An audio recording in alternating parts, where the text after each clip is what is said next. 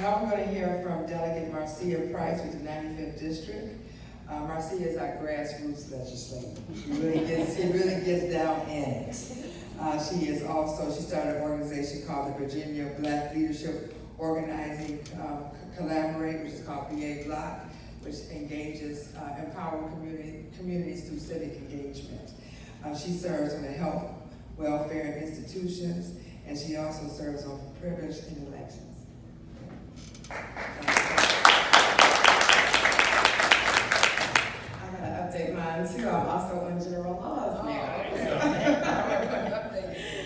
But good morning. It's truly a pleasure to be here because I think I was invited to speak today also because I nerd out on census things. And so one of the things that I like to do is try to encourage everyone to make the census cool, because it really is so important. So unfortunately, because of everything that's going on, the census isn't being talked about at dinner tables, but I'm going to tell you why it should be, and it's because of the far-reaching impacts on every other issue that the census has, and so it should be foundational to a lot of our political rants, if you will, because we're talking about the main three things, and one is apportionment. And so Congressman Scott understands the importance of there are not going to be any more congressional seats added, right? It's going to stay at 435. But how they're allotted across the country is based on the census. And so we don't want Virginia to lose a representative because we went undercounted. And also redistricting. I know that you're hearing about that in the news with our most recent changes, but that was because of a court case. In 2021, redistricting is going to occur on its regular schedule. And those districts are drawn based on who answered the census. And so we know that we need good representation. We also know with bad district lines, the power of individual Virginians' votes is impacted. And so the third thing that my friend Monty and our great congressman alluded to was the allocation and distribution of federal funds. So this is where I'm going to hone in a little bit just because I nerd out on census things. But federal funds for healthcare, transportation, public safety, and assistance benefits are based on census data. In 2015, about $657 billion with a B was given out from the federal government based on 2010 census data.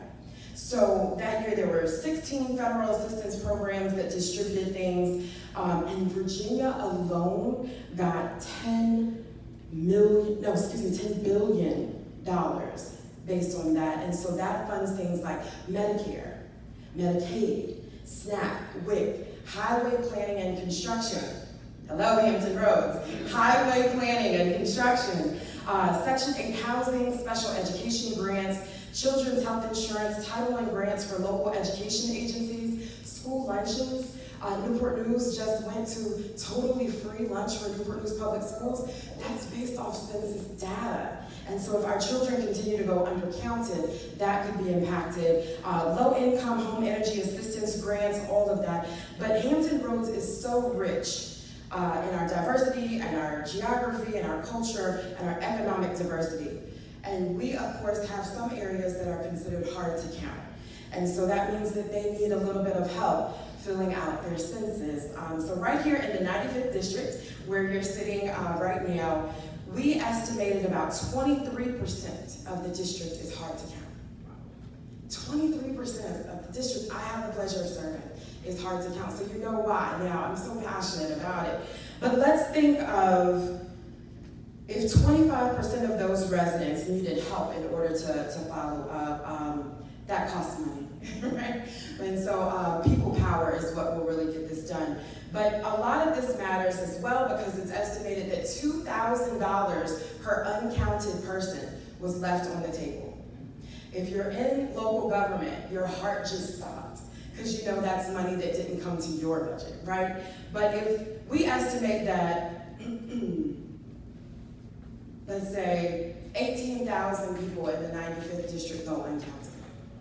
That's 2,000 per year for 10 years that the 95th District has left on the table.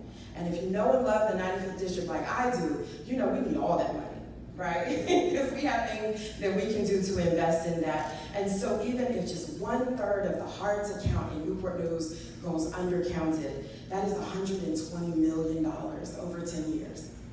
So I hope that is a representation so that you understand just how important this is. And I just want to give a shout out to our host today, the United Way. They focus on education, financial stability, and health for the strength of the community. And so all of those are impacted by the census. And we know that the NAACP is a leading organization on civil rights to include voting rights and education. And those are impacted by the census. So on the state level, Tracy's Amazing Boss has gotten us $1.5 million that we fought for in the budget for outreach, and we're going to use that in the right way so that those that went undercounted in 2010 won't be undercounted in 2020. So just to bring that point home, we need to make sure that we're really talking about this with everyone within our circles of influence.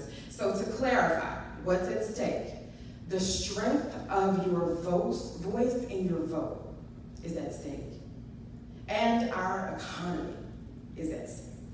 And so that's the importance of the census. So I hope that it is now one of your top issues that you're going to be talking about with your friends. And just to remember, those of you that have the privilege of being in this room, you know that you're not in the hard-to-count population because you came to a census forum on a Wednesday morning, right? But the cruelty of poverty is those that are the hardest to reach with the census are the ones that would be hardest impacted by an undercount. And so that's why it's on us to do everything that we can to make sure that everyone that we touch and everyone that we know goes counted. So thank you for being here, and let's make sure at dinner tables, pulpits, girls' nights, guys' nights, gay nights, wherever you go in the next couple of months, you mention the census, and then we can make it cool. Thank you.